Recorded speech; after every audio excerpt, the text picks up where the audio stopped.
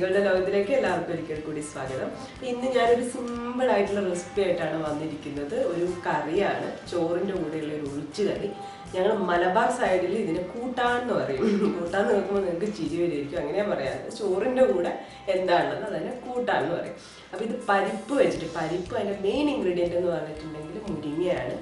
പരിപ്പും മുരിങ്ങയും വെച്ചിട്ടുള്ളൊരു കറിയാണ്. ചിലപ്പോൾ നിങ്ങളൊക്കെ വീട്ടിൽ ഉണ്ടാക്കുന്നതായിരിക്കും. ഞാൻ എൻ്റെ ഒരു സ്റ്റൈലിൽ ചെയ്തിരിക്കുന്നതാണ്. നല്ല ടേസ്റ്റാണ്, ഒരു ഡിഫറെൻറ്റ് ടേസ്റ്റാണ്. നമ്മൾ എപ്പോഴും ചെയ്യുന്നതെന്ന് ഒരു വ്യത്യസ്തമായിട്ടുള്ളത്.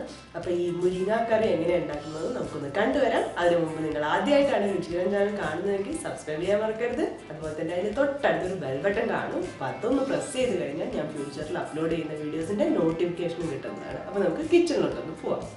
ഇതിനു വേണ്ടി ഞാനൊരു 1/4 കപ്പ് തുവരപ്പരിപ്പ് വെള്ളത്തിൽ കുതിർത്ത് വെച്ചതാണ്.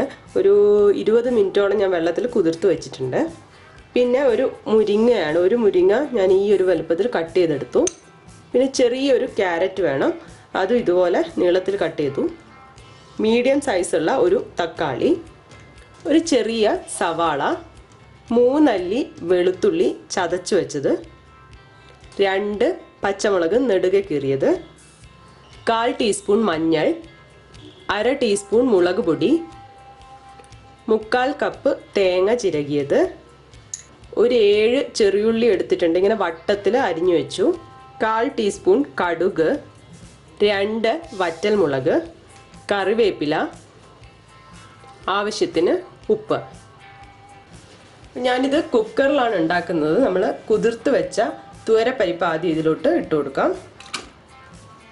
മുരിങ്ങ, ക്യാരറ്റ്, സവാള,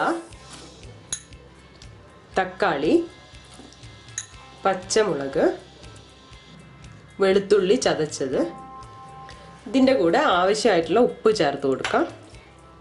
മഞ്ഞൾപ്പൊടി ഇടാം, മുളക് പൊടി, ഇതിലോട്ട് ആവശ്യമായിട്ടുള്ള വെള്ളം ചേർക്കുകയാണ്. ഒന്ന് മിക്സ് ചെയ്ത് കൊടുക്കാം.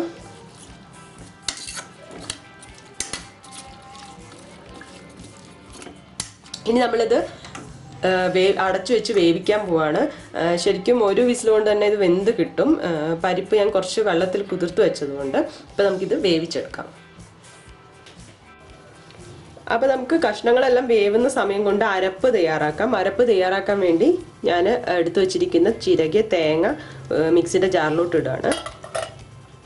ഇതിലോട്ട് നമ്മൾ വറുത്തിടാൻ വേണ്ടിയിട്ട് വട്ടത്തിൽ ചെറിയുള്ളി അരിഞ്ഞിട്ടുണ്ടായിരുന്നു. അതിന്നൊരു 3 പീസ് എടുത്തിട്ട് ഇതിലോട്ട് ഇട്ട് കൊടുക്കുക. ഒരുപാടൊന്നും വേണ്ട, അതും ആവശ്യം ഇഷ്ടമാണെങ്കിൽ മാത്രം മതി, അല്ലെങ്കിൽ തേങ്ങ മാത്രം അരച്ചെടുത്താൽ മതി.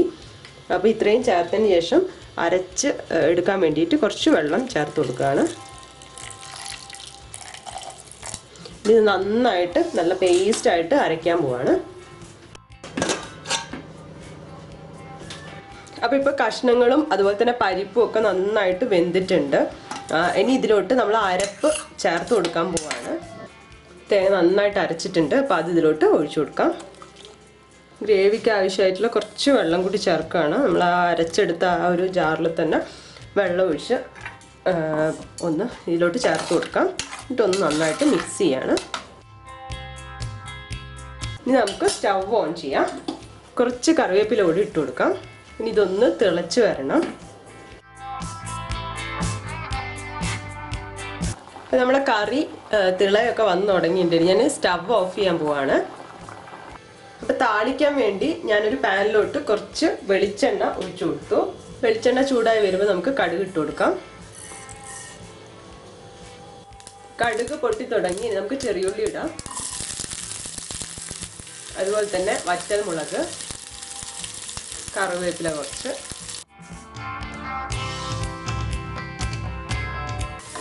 ഇത് നന്നായിട്ട് മൂത്ത് വന്നിട്ടുണ്ട്.